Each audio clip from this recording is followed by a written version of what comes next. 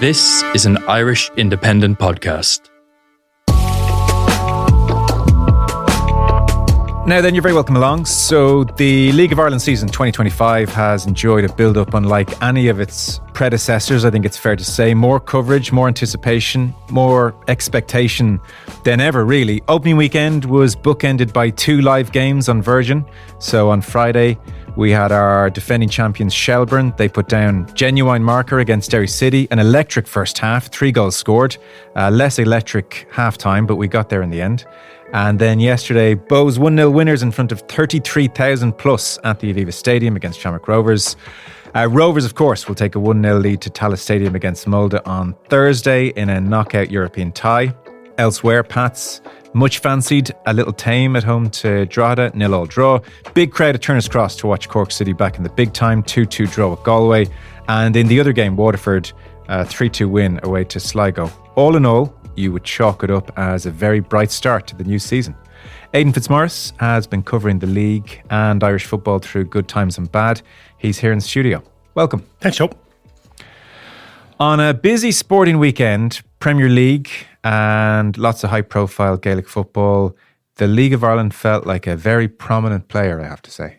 Prominent in terms of crowds. Being in Dublin on Sunday, it just felt like you're in when I used to cover games in England, Premier League games, you'd be in somewhere like Newcastle or Manchester to cover a game and you feel like it's a football city.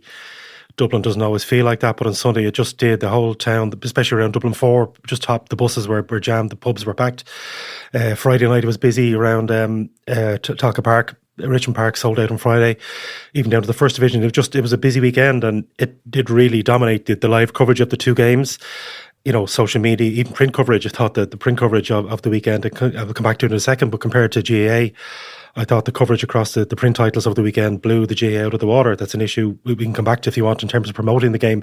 Philly McMahon addressed that in his column with the Irish Independent on Saturday in terms of the GAA now maybe losing out in terms of status to League of Ireland. I never thought I'd see a former intercounty player saying something like that. The loyalty to GAA, that the League of Ireland is doing a lot of things right that GAA took for granted over the years. It was just a great weekend. I never thought I'd see 33,000 people at a League of Ireland game in Dublin in my lifetime. Yeah. Must feel very good as someone who's been longing for this kind of a moment for a long time. It does, because a lot of the time in covering the league, you know, again, working for a newspaper where you're fighting for space, you're in a culture where, you know, you're dominated by Premier League, the conversations in workplaces. Anybody who follows League of Ireland knows that you're in a workplace or in college or staff room. On a Monday morning, the conversation is usually Premier League. We beat Jews at the weekend. It's Arsenal fans having a go at Tottenham fans. It's Liverpool fans having a go. Now the talk is about League of Ireland, the fact that it is front and centre. And what struck me from the game yesterday, and I'm sure the next phase in terms of coping or dealing with the crowd they had at the 33,000 yesterday, in terms of building on that, it can't be one off. How many people were hardcore Bohs and Rovers fans? How many were a second cohort of League of Ireland fans who just wanted to go? There were maybe Drogheda or Shells fans. And many people were day trippers who just wanted to go and see. Again, anecdotally, people like the FAI and Ticketmaster will have the intel and the data to find that out. But I heard a lot of foreign accents. I heard a lot of people speaking German, Italian and Dutch. I don't know, were they tourists here for the weekend who happened to go? Maybe they'd come to Dublin to see the game as part of their weekend or their family break. It was just certainly the 33,000 people there yesterday. They weren't all hardcore Bohs and Rovers fans. The door is open now. The live coverage was excellent. The coverage on Friday night. There really is a door open to the league that I certainly have never seen before, and I never thought I'd see in my lifetime. I was very struck. So I watched both the live games at home. I was away for the weekend, but I caught Friday and I caught yesterday, and it really brought home the significance of this Virgin Media television deal.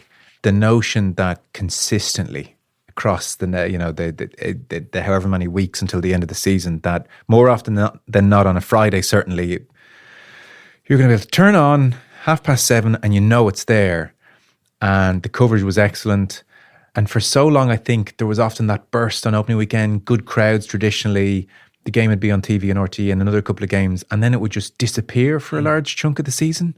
If you're a floating voter and you want to get into the league, that was such a barrier. That consistency was like, we are here in week 1 and we're here right the way through. And I know some people might say, well, go to games. Well, huge swathes of the country have no League of Ireland team in their vicinity. There is a Dublin concentration, obviously. But if you're now somebody who's interested in domestic football, that consistency of TV deal is massive. And it seemed to hit me in a way I hadn't fully appreciated until it just you're appeared. Right, Joe. So again, it's reliability, knowing that it's on, it's Friday night, and the extent of the coverage, and even in credit to Virgin for their professionalism in terms of how they dealt with your opening night, and there's a power failure and nobody knows what's going on. We were there and we were literally in the dark for 45 minutes. Chinese whispers going around. Will the game be off? I even wondered, because there's no PA, how would they tell people that the game is off when there's no, you can't inform people. They did get it going again. But even in terms of Virgin, that decision editorially, so that clever decision, but also the resources to do that, to show. So us in Tolka, but the 4,000 people in Tolka Park didn't know that because the Wi-Fi is down, so none of us can see it. But that people at home were able to switch and see a good chunk of this and Pat's game. So even that having that thrown at you on opening night, not ideal to lose power. Nobody died, everybody coped. We all got on with it, and meant that you got an extra punters at home. They got to see a good chunk of the St. Pat's game, and then they got the full second half of Shells and Derry. Yeah, the Super Bowl can lose power. That happens. If anything, you would look on Friday night, the thing that let down the spectacle was the pitch. Yeah, for opening night, which will be an issue, and we asked Damien Duff about that after, and it's funny. Damien's his instinct probably is to defend Shelbourne. Damien is very driven by standards. He talks about it all the time, demanding it from referees, from supporters, from other clubs, from everybody else. He won't accept the bus company being late. He won't accept the referee making a mistake. But I think Shelbourne really do have to deal with that pitch. Damien kind of played it down. He said, well, look, it's February. We've had a long winter. We haven't had much sun. It will dry out. And I would rather have our questionable grass pitch than have a plastic pitch, which the new one, he mentioned the issue in Bray. Bray's can't play the first home games at home because the plastic pitch has just gone in. It's not ready yet. But I think it is going to be an issue. I would fear it is going to be busy particularly when the Shelbourne women's team start playing there. You could have an issue where Shell's men's team play Friday, play Monday, and the women's team play on Saturday. A lot of pressure on the pitch, and that will have implications down the road, because we'll talk about Bohemians in a second, but in terms of where they're going to go, they're going to be at a Dalymount for at least 2, maybe 3 years. I think Tolka Park would be the ideal scenario in terms of location. But the issue would be it's not too far away from Dalymount, from their base, but the pitch cannot handle an extra games. And certainly, speaking to people at Bohemians over the weekend, it wouldn't be fair if, as a consequence of Bohs moving into Tolka Park temporarily while Dalymount is being built, that Shell's women have to move out. That wouldn't be right. It'd be completely the wrong message. So I would worry about the state of the pitch already. It didn't help playing football. And I think you could see the quality of the football in the Aviva on Sunday. Conor Parsons mentioned before the game that Bohemians winger made his debut, that he struggles and Adam Reynolds, who managed him at Waterford, said that Parsons struggled in the first maybe 10, 12 games of the season, and he put that down to the pitch. He's a technical player. He likes going at people. Yeah. The move that Parsons made, the little flick, the 1-2 we played with Lise Mousset, the move, he probably couldn't have made that move on the Tolka Park pitch. Can't. So that is another issue, that pitches, we can't, as a league, but football now can't sit back and say, well, it's great, we got 33,000 people. We need to improve, and the Tolka Park pitch is something that does need attention. Yeah. We'll talk about those 2 televised games in particular in a moment. Just for a little sprinkle of you want the full League of Ireland experience? Stephen Bradley versus Heimir Hallgrimsson. You just a little bit of juice as well. So I suspect most people came to this story via Bradley's comments first, and then what did Heimir Hallgrimsson say second? So we have a clip here. Let's do it in the order most people would have come to the story. Or maybe that doesn't make sense. Do you know what? I'll give you what Heimir Hallgrimsson said in December. And this did not make waves at the time. So Heimir Hallgrimsson, speaking in December, obviously at that stage, Rovers doing very well in the group stages. And he was asked about it. He said, yeah, it's impressive. Just respect and compliments to Shamrock Rovers. They are doing good for Irish football, leading the way. I think as well, others will now try and copy elements of what they're doing. So hugely complimentary, hugely respectful. He was then asked about the possibility of Rovers players maybe playing for Ireland. His initial line was slightly odd. He said it would be easier to pick them if they're playing regularly before the national team comes together. I was like, okay, well, they will be. So that was strange, but we'll plough on. The line which seems to have caused offence to Bradley is, I'm pretty sure a lot of teams in Europe are watching Shamrock Rovers thinking, who are these guys going this far, doing this well in the tournament? So probably there's a lot of scouting on those players at the moment. So hopefully they will get career change from this success. So they were the Heimir Hallgrimsson comments in December. Now, yesterday in the press conference, Bradley is initially asked if the FAI and the government need to do more to speed up progress. And in answer to that question, he circled back to these Hallgrimsson comments. I think we all would agree on that. Everyone in Irish football would agree on that. We've got an international manager telling my players to leave to have a chance to play for Ireland. That's incredible, disrespectful to me and the league and everyone who works it very hard every day in this league. But that's the message that came out after our European run at Christmas time. I think that shows you the thoughts that they have in this league, and they'll give you sound bites, but I think that shows what they really feel about it. The Irish manager wasn't here today. Is that something you'd like to comment on? Maybe he should have been here. That's up to him, but his comments regarding our players moving to gives themselves a chance to play for the Ireland team is absolutely ridiculous. It's so out of touch with what we need. It's incredible. I actually can't believe he just didn't pick up on it, and he wasn't questioned on it. We're trying to grow a league, and we're trying to entice players to stay here longer and improve in every aspect. And I'm talking about everyone up and down the country, volunteers, everyone that puts everything into it, and that comes out of our national team manager's mouth. It's incredible. Thoughts?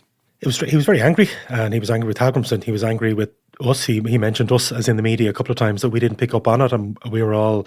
There's a lot of us who on the beach. You speak to Stephen Bradley probably twice a week, so he'd know faces, he'd know that, and just the timing of it was mid-December. Maybe people had switched off, or it just did pass a lot of us by. Certainly, normally it's kind of thing that would have made headlines for some people. Then it brought back Trapattoni's famous line about how there was no league in Ireland, which was at the time explained away as maybe a mistranslation. And maybe when Heimir is asked to respond, he might say, well, not that he was misquoted, but misinterpreted. But it was difficult, strange to hear, because at a time when players, the landscape has changed really in the last couple of years. The players are not going from the League of Ireland to big clubs in general. Yes, Gavin Bazunu and Liam Scales went to big clubs and are playing at top level at the moment. Bazunu is playing Premier League, Scales is playing the Champions League, but in general they're going to League One, even League Two. Darragh Burns, one of the top players last year, gone to League Two. Neil Farrugia, probably one of the best performers in the league last year, went to Barnsley. In a previous era, players would have got, I think, of Darryl Murphy going to Sunderland and straight into the team in a Premier League situation. Matt Doherty, Stephen Ward, Wes Hoolan, people like that. They either went from the league, either to a Premier League club, or were in the Premier League very soon after. So for Hallgrimsson to be encouraging players to maybe go, what's he saying? Is he saying that you should go to League One? I don't think he really thought through his comments. In an ideal scenario, that would be the situation, but it was odd, and I think there is a lot of patching up to do. I mean, Hallgrimsson, he has shown an interest in the league. One idea he had early on in his reign, for example, that he brought up was Scandinavia. There is this tradition where they play matches in around about New Year. So the likes of Iceland, Denmark, Finland play with the home-based team, and he said he would have liked to do that with the League of Ireland. Maybe not exclusively home-based, but League of Ireland players. So playing a tournament somewhere in January, and he said if I got one, even two players out of that, so that would be his chance to look at the likes of Neil Farrugia or players like that. That hasn't come. It won't happen now because of budgeting issues. But I think Hallgrimsson has a bridge to burn. He wasn't at the game yesterday. Now that was explained. I think he may have had a personal issue. I don't think he snubbed the game. I think there might have been a personal issue for Hallgrimsson not going, but he's a bridge to build with Stephen Bradley in the FAI and Shamrock Rovers in the league, and I think Damien Duff might have a view on that as well. When some players are opting to stay, Sean Boyd, there was a bit of an interest in abroad from Sean Boyd, but he opted to stay. I'm not saying Sean Boyd should be in the Ireland squad, but when you're trying to create an industry and trying to create a career and trying to persuade players to stay here, or if they do leave, to go for good transfer fees, to see the manager encouraging players to leave when there's no obvious path there, it's odd, and I think he's going to have a bit of explaining to do next time he faces the press. Do you? I think this is very unfair on Heimir Hallgrimsson. Hopefully they'll get a career change from this success. He is not saying under over my dead body will a League of Ireland player play for me. He's simply saying hopefully their career they go on to have to bigger and better careers. I think this kind of positioning that Bradley has performed of Hallgrimsson as some anti-League of Ireland zealot's very unfair on him. If, not least because of Brexit, the next Lionel Messi happens to be Irish and as a 16, 17-year-old he's playing in the league and tearing it up and doing so in Europe, Heimir Hallgrimsson will pick him. He's not, you're a League of Ireland, I won't even look at you. All he did there was compliment Rovers and say maybe some of the players might go on to bigger and better things. I mean, let's be realistic here. In his tenure over the next, whether it's 12 months or 24 months, or maybe he gets 4 years, if the national team is not in the main producing at least 25 players who are playing at a higher standard than the League of Ireland, then Ireland are in big trouble. They lost 5-0 to England in their last game. Look who they're up against. It's just a kind of a statement of best to look to them, and hopefully some of the players go on to bigger and better things in their career. Like, if the circumstances align for Stephen Bradley, hopefully one day he manages Ireland. Hopefully his career keeps going the direction it's going in. When the circumstances and suit him, and please God they will, if a club in the Championship comes, is he not going to hop across? Of course he will. And it may come back. There's been a couple of times under Heimir where it's a language issue, and he may come back and say, look, I didn't, 1 or 2 times for the FAI I've had to reach out and say, look, he speaks perfect English, but sometimes just nuance of a language. And it happened 1 or 2 occasions where he used a word that wasn't the word in English he thought it was, and it just had to be corrected. So maybe he will come back and say, look, I didn't mean that. And what I meant was a situation where everybody benefits. I'm not saying that Johnny Kenny is different because he was on loan, but the Neil Ferrugia has to be abroad before I pick him. But that, I think the scenario will be that where if Neil Ferrugia moves, it's a good... it's his choice. It's Shamrock Rovers' choice. Ferrugia was out of contract, but if a player leaves, and maybe a conversation between Bradley and Hallgrimsson might clean it up, and he might say, "Look, I didn't mean that, and I do want to support you." Is there anybody in the league at the moment who is knocking the door in the international team? Probably not. But a lot of the next generation. When players are leaving younger now, so example is Mason Mealy, who can't go away, but Ike Razi, ex-Shamrock Rovers, made his league debut in France for Stade Reims the other week. Huge achievement.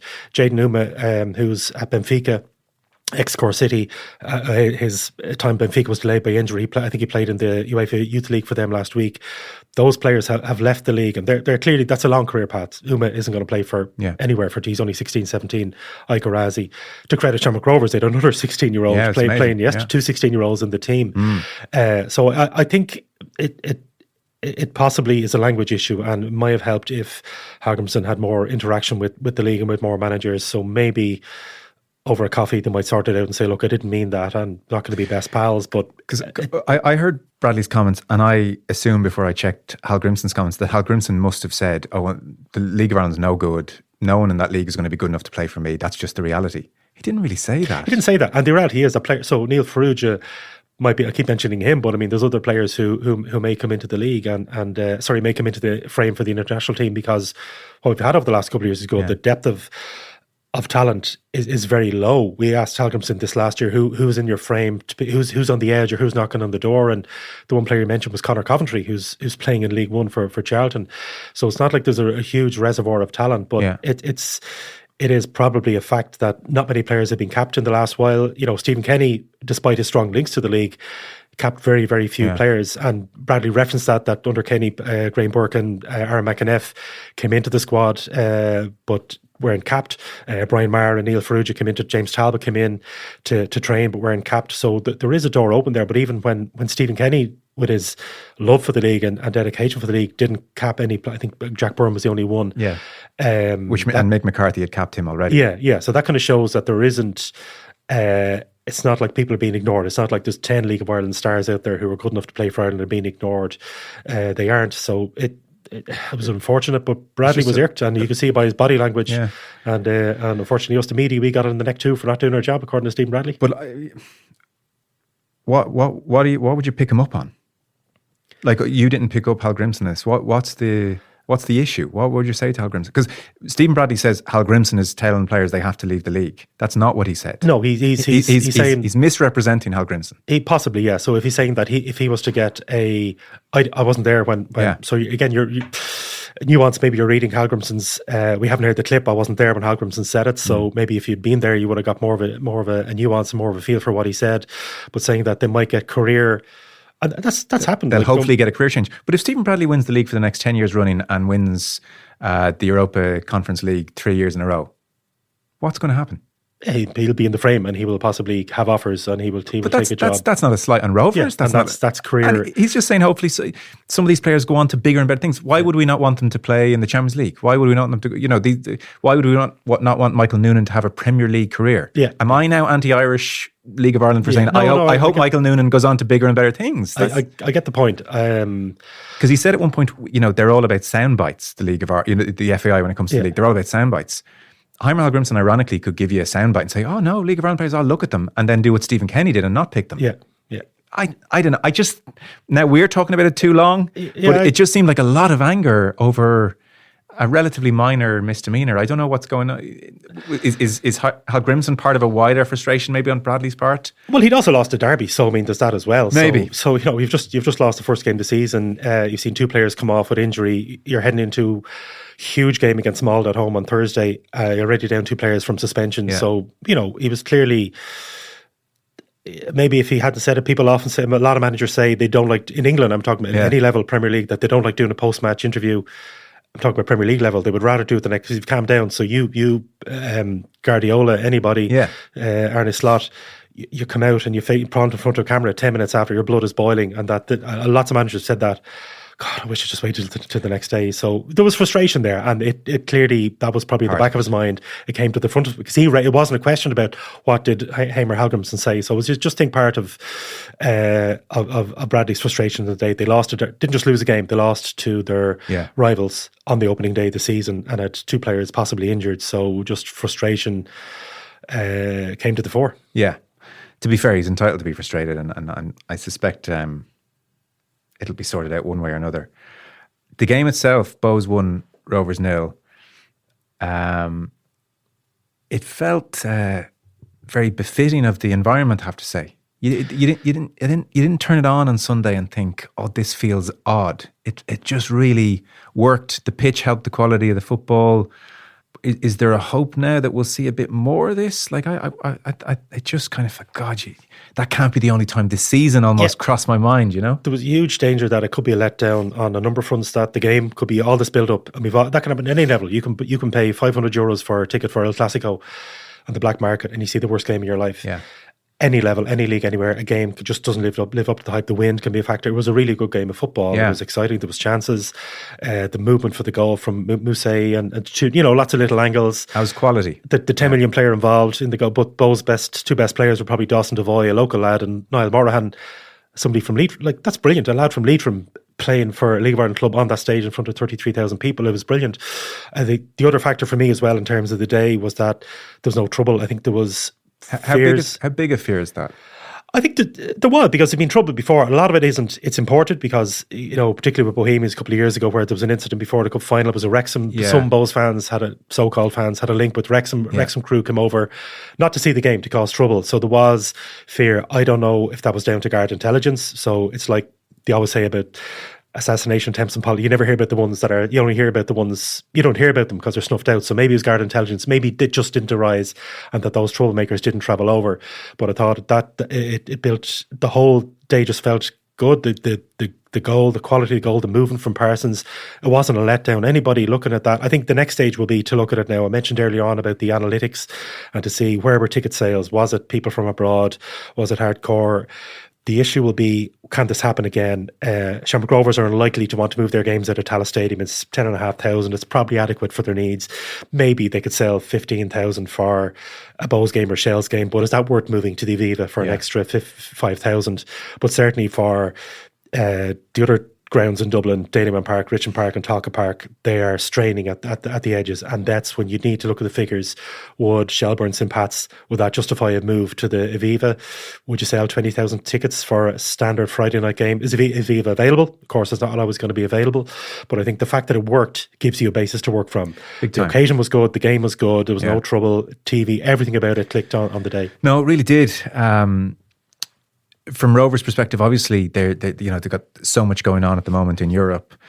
They'll be disappointed with the goal, Adam Matthews, and he gets injured, unfortunately, as well. Player. Yeah, but he gets too tight to Parsons, and I think it might have been clear he gets too tight to Are we just calling him the Moose? Is this? That's because to Moosad, but like it's as you said, the sharpness of the play. You're too tight. Bang, we're in, and Parsons did really well.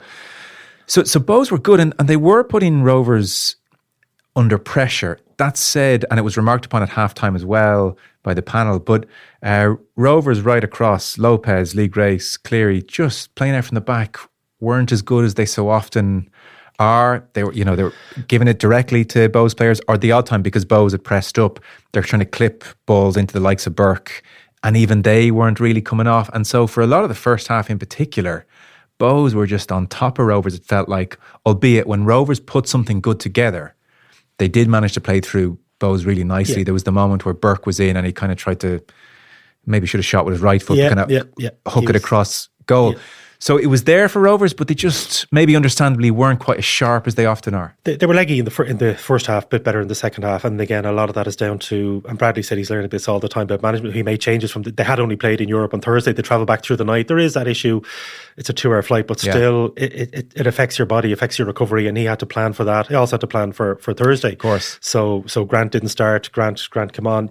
2 injuries in the first half. You can't really plan for that. But I think for me, what I took from the Bohs display was far more solid at the back. Bohs were way too wide open last season. Rob Cornwall was magnificent, centre half. Big, strong, fast. And Morahan, Dawson Devoy was captain. He'd taken on that role, but Morahan I thought was just immense. Yeah. Again, player not a lot of people know about outside of Sligo. A little bit under the radar the last couple of years, but he was immense. And up front, Mousset wasn't fit. You could see that he wasn't fully fit. When he gets fit, I think Bohs still cannot believe, people in football cannot believe that this guy's a £10 million player, is playing in the League of Ireland for Bohs. You could see the reaction he got from the crowd. How did they swing this again? It was through connections. John Egan was involved. John Egan would have played with them at Sheffield United. Rudy Higgins had a part as well. Just conversations were going around, and from what I'm told, it wasn't a case of sometimes like this, an agent is on, he's touting him around, and a player could do a tour of grounds. The Mousset came to Bohs. What I'm told, he was at Bohs for a week before anybody knew about it. They managed to keep it under wraps, so it's not as if he had 2 days at Bohs and then went off to see Pats and was looking at the offers. And again, speaking to people who've dealt with him, he's not... he's not Ronaldo coming up in his Lamborghini and having his car, warmed up for him by a minion when he comes out, and he's eating the same food as everybody else in DCU. He's been out of the game 13 months. That was his first game in 13 months. And where he's come from, Bochum, where he was a huge club in the Bundesliga, where he didn't play, in Italy, Salernitana in England, back in France. He's had a huge career, and something about it is it was explained to him what Bohs are and the ethos, and him. I think it'll mean a lot to him hearing fans sing his name on his debut. And were they saying, Moose, it's like this every week here? Yeah. That's the famous one about years ago. Sligo Rovers trying to sign a trialist, and they're showing him around trying to impress him, and they bring him to the showgrounds. And he says, "Well, it's a nice training ground. Where's your stadium?" So obviously that's at the old showgrounds before it was done up. But like that, you can fool somebody and say it's not going to be like this. You're not going to have those big stadiums, big dressing rooms every week. To be fair to Rovers, they more than dominated the second half. Should have had 1, if not 2. So Bradley even said, "Listen, we absolutely did enough to draw the game, if not win it." And I think that's fair. They were, that chance where the 2 16-year-olds are involved across the edge of the box. They had their. But I think Bohs managed it well to keep Buckley again. I think that was a call from Alan Reynolds. The fact that he 2 players out with long-term injuries, Cornwall and Buckley, both have been out for. Buckley was out for all of last season, but Cornwall got injured early on. That decision, and people often say, coming back from an ACL, are you sharp? Starting call, but Buckley was immense when he came on, because Rovers really had that threat down the left from Victor Ojivanuna, and Bohs had 2 on him, so Liam Smith was a right back, but Buckley was covering him as well. That's where I thought the source of a Rovers goal would come from Ojivanuna, and getting something into Noonan, because they were a huge threat. Boundless energy. They're 16. They're enjoying playing this. But so credit to everything came right for Bohs. That it could have gone the other way. Maybe started Buckley and he's not fit and he's off after half an hour.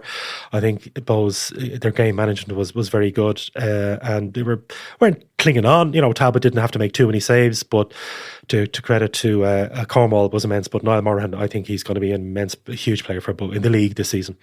You mentioned Ochivanuva, the 16-year-old that came on the left-hand side for Rovers, and this is to go with their other 16-year-old Michael Noonan up front.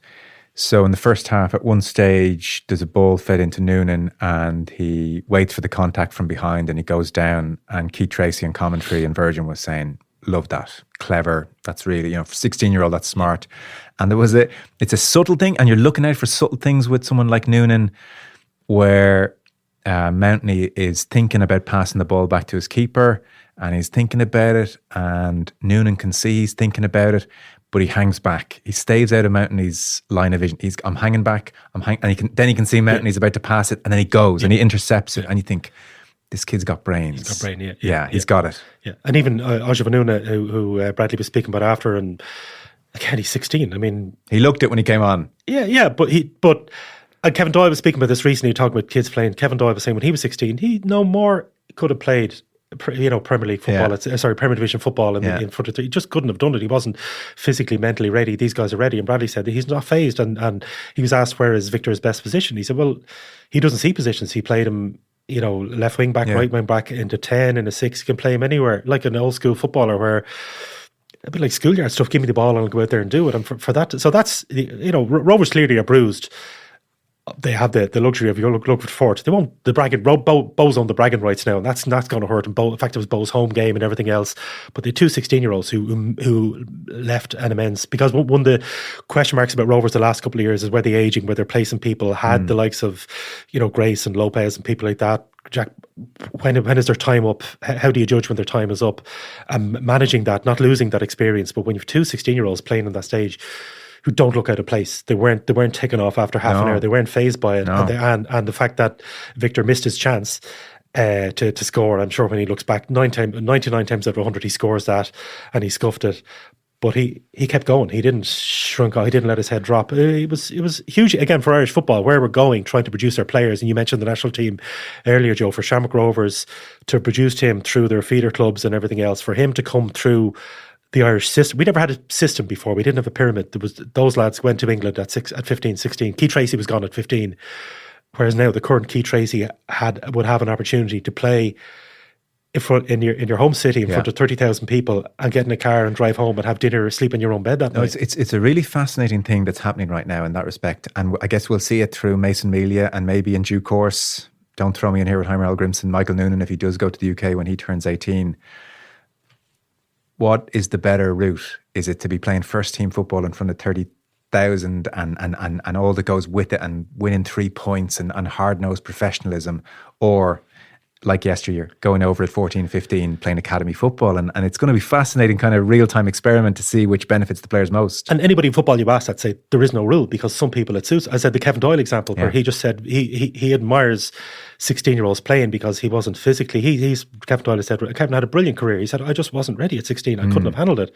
But Mason Melia can at 6. Evan Ferguson can, playing for Bohs' first team at 14. Players are different, so that to sometimes you have a rule and that you have to do that maybe it's better. It'll suit some players to go at 16, and that's why we have young kids at the moment. We got them in Hoffenheim and Benfica, Venezia, all these young lads who've gone. Ushie McDonough from Wexford have gone to Venezia. All these players who've gone there and come back. Matt Healy at Shamrock Rovers, slightly different. He was in England with Ipswich, came back, played a bit for Cork, went to Belgium. Now he's back at Rovers. Players take different, and maybe in 2 years' time he'll be an international class player, possibly. I'm not saying Matt Healy's going to play for Ireland, but that take different routes, not to be too prescriptive. We were always prescriptive that you went to England at 16 or else you were a failure. Now you can see that if it suits Uma to be at Benfica at 16 and try and make the grade there, and maybe going alone, could be a long road. He might have 3 loan spells. Harry Kane is the example. I think 4 loan spells before he got a kick at Tottenham, and look at him now, one of the top players in the world. So not to have to let them breathe and let them find their route, and the talent will always come through. Shelbourne 3, Derry City 1 on Friday night. Then to touch on before we go, this felt like a real marker on Shelbourne's part. I have to say that first half in particular, just there was like a kind of intensity to them. Like they looked fitter for a start. Derry didn't look on top of their game at all, but like the likes of McEnroy in midfield sniping, and that back 4 pushing up, and then they went with 2 up top, Sean Boyd and Mipo Odubeko, who as it went on got more lively, and you can see there's something there. He didn't kind of hit the ground running necessarily, but Boyd did. think that's the first time they've scored 3 goals under Duff in 45 minutes of football. But it just felt like all the things he had talked about Duff about, I've been at them, like how motivated are you lot to go again.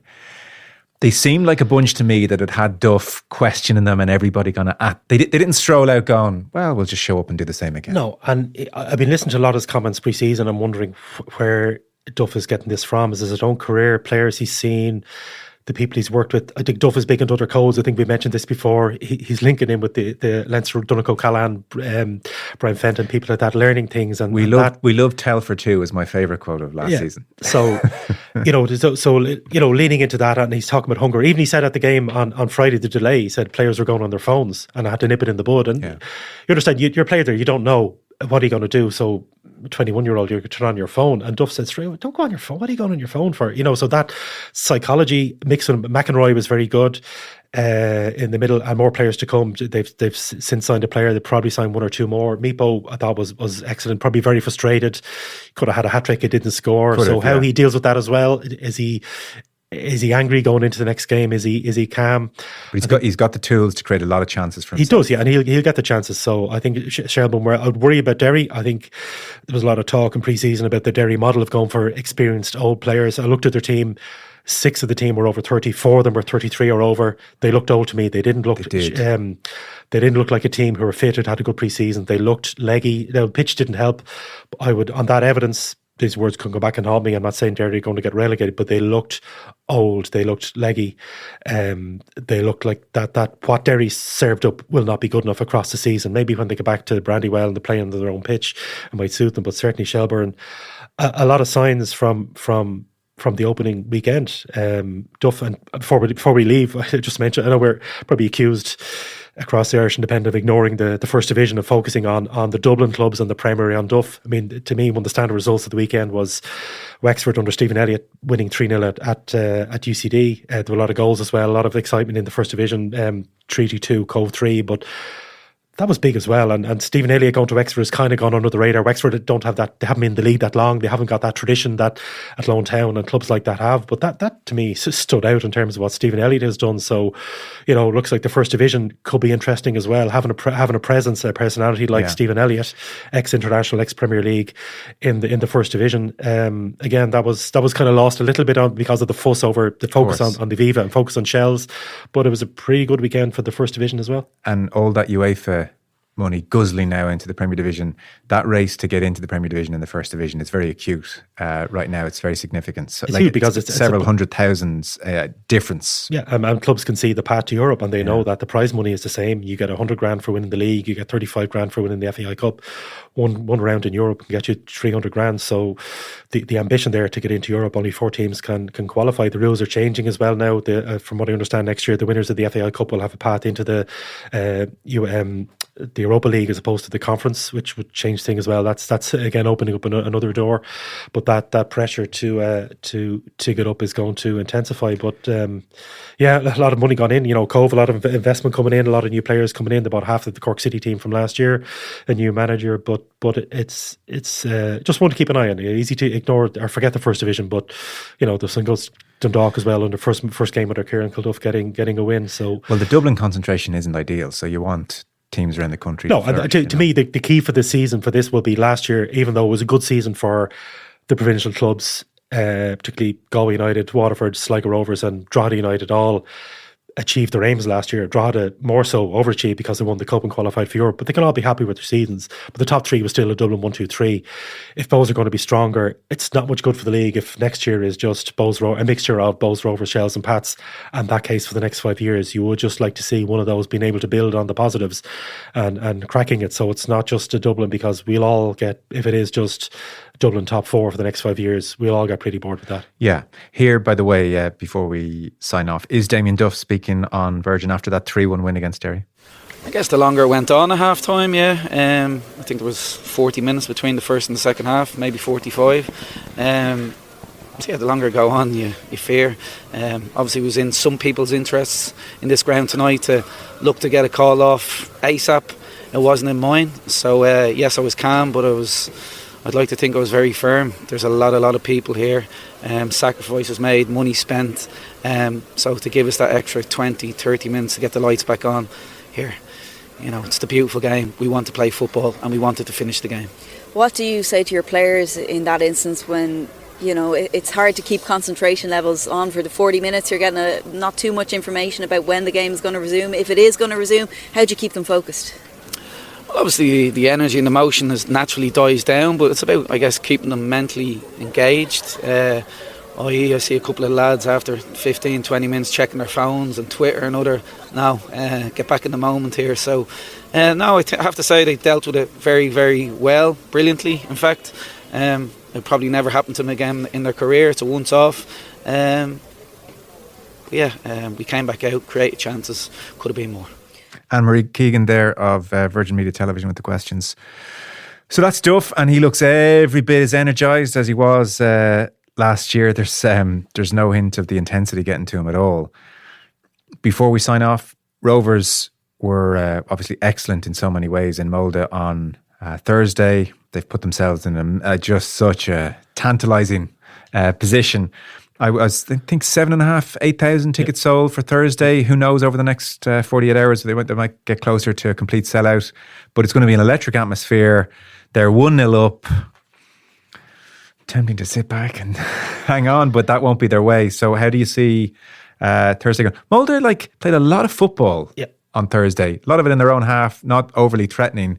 You suspect they'll have a certain intent to show more teeth, obviously. Yeah, and Bradley, Bradley clearly is aware that however Rovers tweak, Mulder will tweak as well. Yeah. They'll be sore at Levy, so Bradley is canny enough. He's wary that they're not going to play the same way again. I think personnel is going to be an issue. Dylan Watts and Dan Cleary are suspended. Adam Matthews doesn't look good. Speaking to Bradley yesterday, obviously they'll get their medical updates today. It seems that Mandrew and Gary O'Neill coming off in the Bohs game was more precautionary than serious injury. So Gary O'Neill will be a huge loss if Watts has gone already. Watts was superb for them for last season, probably their main players. So a lot will depend if they have Mandrew and Gary O'Neill fit. If they're out, that is going to weaken them. But they have those options. I think it's going to be fascinating for Bradley. This is where his experience will come in that knowing. Won't sit back and say, we've done it, we're halfway there, we got to win in a clean sheet, knowing that's often been the big test for Rovers, often been in the second leg, particularly maybe after winning the first leg. What will the other manager be thinking? How will he come at it? I think it is a test. I think losing Watts is huge. They are going to have to reshape. So that's probably, if they're their strongest team, strongest 11 available, I would back Shamrock Rovers to go through. But I think this is where Bradley will spend probably a lot of time this week with his staff, wondering, probably more time in meetings rather than the training ground, wondering how do we get over this hump? How do we replace Dylan Watts? Yeah, and where you have huge sympathy for them as well is they're at the start of a season. A lot of energy expended on Thursday, even the way they created the goal, pressure, and winning the ball, forcing the turnover for the Noonan finish. And then you've to go to an emotionally draining Bohemians at the Aviva Stadium, an amazing occasion, not what you would want there. When you're coming back for pre-season, that third game in a week, I find it hard to believe they won't be a bit leggy. And in fairness to them, to come back and have 3 big games in 7 days, that's a tough start to a season. It is, and it's management. That's why Bradley spoke about that, leaving out Grant and giving him... It's difficult because if he started Danny Grant, would they have won the Bohs game? But then is his energy gone for Thursday? And that's why they go on courses. That's why they're managers. That's why they're paid. I mean, the rewards are there, and if they get through, I think Legia Warsaw and I think Club Brugge are the possible opponents in the next round, or maybe the other Bruges club. Going up against Legia Warsaw would be, a hugely different challenge, because they're 2/3 of the way through their season. Massive club, but again, Shamrock Rovers with the energy, someone like Michael Noonan. It's just, again, we mentioned at the start in terms of the league and so much bad news stories and difficulties covering the league. Watching a 16-year-old like Michael Noonan, and even the fact that great story, he was all over the papers, all over social media at the weekend. Scoring in Norway on Thursday night and back in school on Friday morning. It's brilliant, and I just want to come back to the point I made at the start in terms of the coverage and Philly McMahon is saying about GA, like the newspaper man still. I like seeing stuff in the papers, but there was stuff there. Sean O'Connor had a piece with us with Liam Buckley. There was Danny Grant across the papers. I saw very little GA players across, particularly the print media in the weekend. A lot of focus analysis on managers, but to credit the League of Ireland clubs, they are offering players up. You can sell that on that basis, and which. Again, the mistake that GA are making is closing the doors. I just encourage League of Ireland clubs keep those doors open in terms of promoting the game and promoting those. Michael Noonan was a brilliant story. not just for Shamrock Rovers, for the League of Ireland, for Irish sport. And anybody looking, any 16-year-old looking at that going, hang on, you can do that. You can play professional football, score a goal away from home, and still carry on in school. And he will move to Ashfield next year as part of the Shamrock Rovers path. It's a brilliant story, Noonan. And at a time when the national team things are so difficult, I'm not calling for a second, by the way, for Michael Noonan to be called up by Ireland, but to have that story dominating social media, the radio, the papers, TV across the weekend, it was just brilliant. For sure. We've gone from Melia dominating the radios and the papers as well. So it just feels so vibrant. Surely Michael Noonan doesn't have to go to school on Thursday. He went on Friday. He was in. No, I know. Oh, Thursday. Put your feet up, for God. He's in transition year. Yeah, it should be the easy one. But maybe Michael, if you're listening, pull a sickie. He wants to. But it's. I know it's primary school. You do show and tell. But if you had to do show and tell in school, or what did you do last night? His mates all they played FIFA, or they watched a new show on Netflix. But Michael Noonan scored a goal in a European knockout tie. No, he wins. Pretty impressive thing to say. He wins. And look, even I felt a little bit defensive of Hallgrimsson, because it's such a strong rebuke towards what I think were just well-meaning comments on his part. But like you mentioned, the GAA, nobody says anything around anyone. Like, it's interesting. It's like, what did you make of Bradley's comments? Yeah. There's a bit of fire and brimstone is what we all want as well. Whereas the GAA is like watering everything down. It's gone, and I don't. Thankfully, I don't cover GAA, but I've colleagues who do, and it is just to see even those comments and the anger of Bradley. You want Bradley being angry. He was angry at everything. Brilliant. But you don't want to come in and say, well, we go next week. Bradley was clear. So there's maturity to the League of Ireland. And I really think that Philly's column, for anybody in the GAA, it's worth reading Philly McMahon's column in the Irish Independent from Saturday and looking at the weekend, not just print coverage. Print coverage is still important, but across the airbase, the coverage, the breadth of coverage for the league that it got because Danny Grant was allowed to talk, because Bradley spoke, because Keith Buckley spoke, because Conor Parsons did interviews, Alan Reynolds did. They were those stories were there. And I said, flicking through the papers on Saturday, all I saw was I didn't see any personalities from the GAA, and people wonder why attendances are down. I know GAA aren't too worried because revenue is going up, but attendances are dropping. People are losing some interest because the personalities aren't there. And even the Danny Grant story, the fact that he had a Bohs tattoo and he's playing for Rovers, and I don't think that story would have come out in the GAA. I think if there was an equivalent in GAA, it would have been hidden up, or they wouldn't have made Danny Grant available for interview. But Danny Grant is an adult. He can explain, it's all part of the banter. And yes, I'm playing for Shamrock Rovers with a Bohs tattoo. Big deal. It was a great story. Yeah. And GAA is losing out. It is a bit. Philly's in with us tomorrow, actually. So we'll chat to him about all that. Hey, it's even significant. Here we are on the Monday. We're talking League of Ireland podcast and not the GAA, That is us done. Also on your feed today, Damien Delaney was talking about the Premier League weekend. We will have bits and bobs for you as well. So it's a busy Monday here in the show.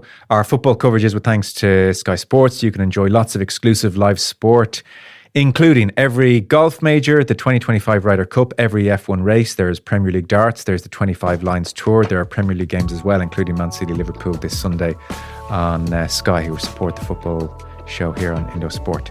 Aidan Fitzmaurice, round one done. Thanks, Mel. Cheers. Thanks, Joe.